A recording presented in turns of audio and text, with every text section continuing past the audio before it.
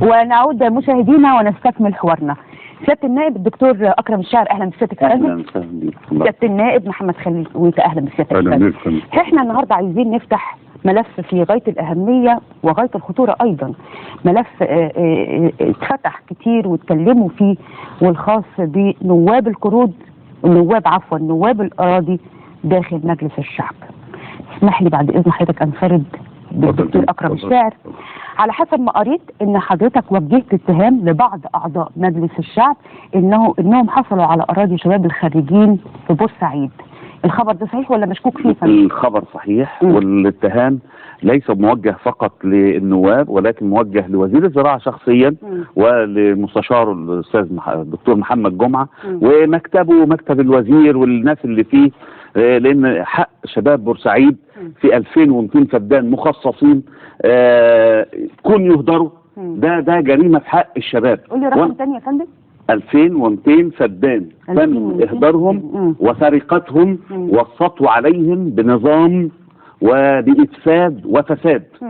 يطلع فيها النواب، ما يطلعش النواب ده قضيه فرعيه. فرعيه ايه؟ انا المفروض النائب يبقى نزيه، المفروض لكن انا يعني من سمح له بهذا الخلل يعني اعتقد مخالفه للقرار رقم 1038 لسنه 95 الصادر من وزير الزراعه بتخصيص الاراضي بقريه الفتح وقريه النورة،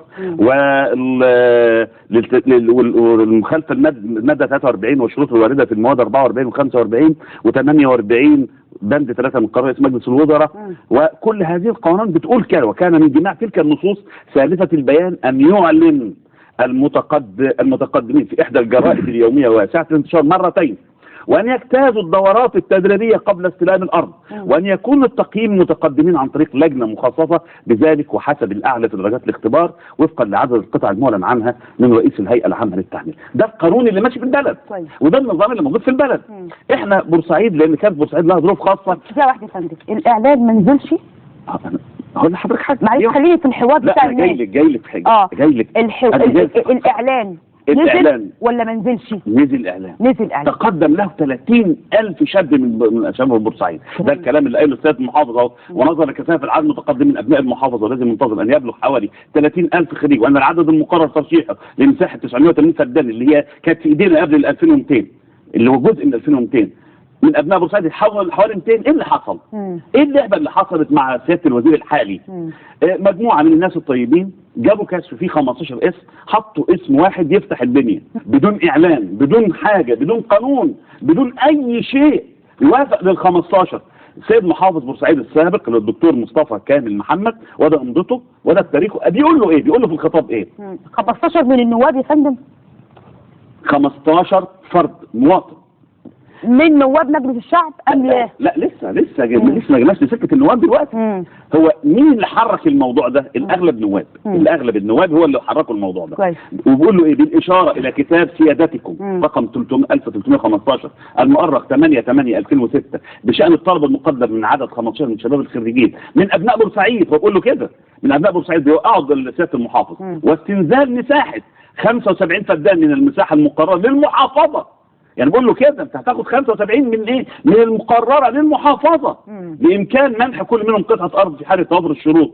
بقول له كده، بقول له وانا يعني نتيجه هذا الامر وانت عملت الكلام ده، لان هو سياده المحافظ اول ما رفض لما محمد حلمي ابو العطا مدير الزراعه السابق قال له يا سياده المحافظ شوف الاسم الاولاني، فقال له خد الجواب ده واديه لوزير الزراعه يوزعها بس وفقا للقواعد لمشروع مبارك اللي هو فيه القوانين دي والقواعد دي والشروط دي والابناء بورسعيد.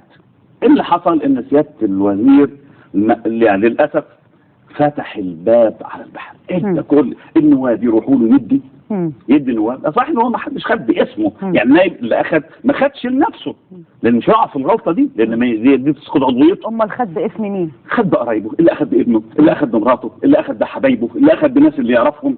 يعني كل واحد اخد لدرجه اللي يعني حتى اصبح يعني اراضي بورسعيد كلا، لدرجه ان يعني الدكتور كمال مدير مكتب الوزير مفاجئ ان هو اخد لعياله. يعني كلام غريب جدا جدا. دكتور كمال ده اخد لاولاده. حضرتك معاك مستند بالكلام ده؟ طبعا. يعني مش بص على حضرتك حاجه يعني انا لو سالتني اي حاجه طلعت مستندها ورقمها واتقطع رقم كذا والارض رقم كذا. يا ريت يعني يا ريت عشان ما نتهمش الناس. لا انا مش هتهم اي حاجه. يعني طالما في مستند ادي المستند اهو. انا بقول لك حاجه ومش لازم نقراه في مستند. لا هذا المستند هذا المستند فيه اسماء قطع الارض. يعني مثلا فلان الفلاني. يعني هل يقبل مع القواعد والشروط ان واحد موظف في هيئه المينا يبقى موظف وياخد ارض؟ ده كلام غير مقبول. لانه والده مدير اداره او مديريه دينيه في بورسعيد، فده شيء مش مقبول. ابن بنت مأمور الاسم ياخد في بورسعيد. ابن مأمور الاسم في الجنوب ياخد، ده شيء مش مقبول. ابن رئيس الحي في الجنوب ياخد، ده شيء مش مقبول. الشروط من الشروط اللي موجوده ان السن ما يعديش 30 سنه، انا اسف اكتر من 30. طب يمكن الولاد دول كانوا اقل من 30 سنه ويمكن فعلا متخرجين من الجامعه. الاول انا قلت لحضرتك القواعد والقوانين، هل بقى تم اعلان؟ الناس دي مقدمين؟ هو تم الحصر اهو للعرض، ده مذكره موجوده من وزير الزراعه بيقول له احنا حصرنا 30,000، طلعوا في الاخر 6040، طلعوا وصفناهم طلعوا 4041، طلع المستندات 1000. يعني اهو اجمالي عدد الطلبات المستفيده لعدم استيفاء الشروط والقواعد المنصوص عليها وعدم استيفاء المستندات 1639 طلب وجميعها مدمغه. يعني كل الموجود اللي انا مطلوب له 1639 ودول مدمغه من لجنه الفحص. يعني دول يا معالي الوزير اي واحد بره دول يبقى مخالف.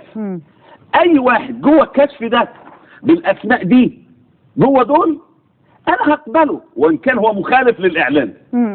لكن مخالف للقواعد العامه. تمام. لكن يعني ما ينفعش واحد من القاهره يجي ياخد عندنا بورسعيد، ما ينفعش واحد ياخد من الدهليه ياخد عندنا بورسعيد، ما ينفعش واحد من الشرقيه ياخد عندنا بورسعيد. حضرتك كده بتتكلم عن نواب. طبعا. تمام. طيب ما ينفعش مثلا واحد ياخد مرتين مثلا. تخيلي واحد ياخد مرتين. لا ده افتراء.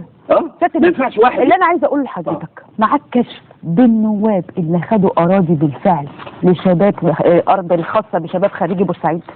ده جزء منه.